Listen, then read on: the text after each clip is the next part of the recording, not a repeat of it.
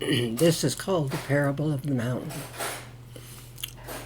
In May of 2002, Richard and I climbed the Touche River Mountain in Washington State. Richard's stepson, Carl, and a Washington State forester were with us. We had to climb the mountain to do some cruise plots, measuring trees, etc., and I was the recorder. It was the first time I was out in the field with Richard on this mission. I'm sure we went up the worst and steepest part of the mountain. It was very difficult for me to do. I found out very quickly that climbing mountains in athletic shoes is not very smart. I prayed that Heavenly Father help me get through the climb. After a short time of climbing and going zigzag, as it was too steep for us to go straight up the slope, I would pray he would help me with 10 steps at a time. He did. I counted to 10 under my breath and sometimes softly with each step, then pleaded for help with the next 10. It seems that I had a constant prayer on my heart and whispered all the way up that mountain.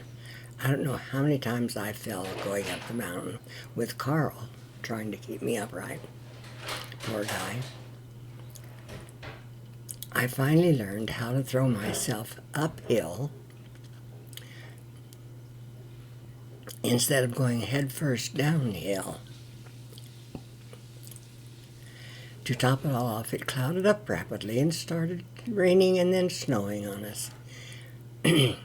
Big wet flakes that soon soaked the ground, and because I felt so often, my clothes were soaked. Each time we reached the apparent top, the mountain sloped upward again. I lost count of how many times I thought we would surely be at the top of that mountain, and how disheartening it was to realize we had a long way to go. At times we had to climb over a ridge of rocks, which was thrilling.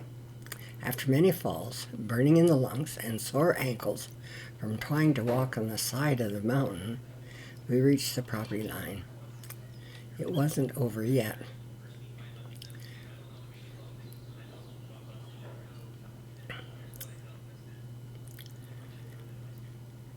We had to do all the timber work, measuring the trees, etc., and then coming down was just as difficult, if not more difficult. Now more slippery with the smelting snow on the long grass leaves and pine needles. Pine needles made coming down harder than going up. Again, falling in, get up with Carl helped me support me. Down I would go, pulling him down, too. My second prayer all day was that Grandpa, Richard, and I wouldn't break anything. A helicopter would be the only way to bring us down from that mountain if we got hurt. It was a miserable experience. Cold, wet, tired, and hungry. We had left our lunch and water in the car. We were only going to be on a short hike as it looked from the bottom to the top. I was doing a lot of internal silent crying. I didn't want the men to know and think me a wimp. As we started down, I had an experience that made me giggle and laugh so hard I couldn't get up. I sent Carl on ahead with Richard and the forester and got behind a clump of bushes and trees for a call of nature. This was in the afternoon, and I hadn't gone all day. Remember, I was soaked to the skin and very cold with wet Levi's that stuck to my skin. Getting up, I tried to pull myself. When I was done, I was trying to get up. Trying to pull myself up with a down tree limb. It broke. I fell and started slipping head first down the hill with the pants around my knees. I was laughing so hard I couldn't get up. Slipping, sliding, trying to get my head uphill and stop my downward spiral, pulling my pants up and staying out of sight of the men as I rolled around on that steep slope. Made me laugh harder. I didn't tell the men what happened, but I giggled to myself the rest of the day with the visible image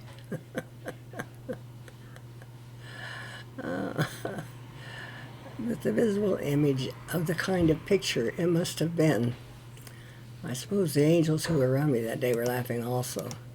The day was still difficult. I was tired, wet, cold, hungry, and the muscles in my feet and legs were on fire from all the exertion, and we still had to get down that mountain. But somehow my spirits were lightened and things didn't seem so terrible. I know Heavenly Father helped me that day. I could not have done what I did without Him. I think He has a sense of humor.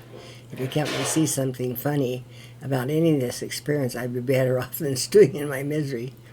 Finally, we reached the car. The heater felt wonderful, and the lunch was delicious. Peanut butter sandwiches and oranges. It was a miracle we didn't have hypothermia. I believe we were very close to it. We didn't warm up thoroughly until we got back to the house an hour or more later and took hot showers. Carl and Richard gave me a blessing. Jerry fixed hot cocoa for me to drink, and I was finally able to sleep the rest of the night. I hope this story will give you a little laugh. In some ways, it is a kind of a parable. We all have high mountains to climb over in our lives. Sometime in your life, you might have a monster mountain, maybe Mount Everest, or the entire Himalaya range. Make sure you climb with the right shoes, fasting and prayer. And remember, He will help you get through many difficult situations. Different difficulties may be as outlandish as laughing at yourself or a calm, peaceful feeling in your heart. You are unique, and He will help you in a way that He knows is best for you. All you have to do is ask. He loves you because you're His child, and He has great compassion, even when you might not be your best. Whatever you do, don't fall off of the mountain.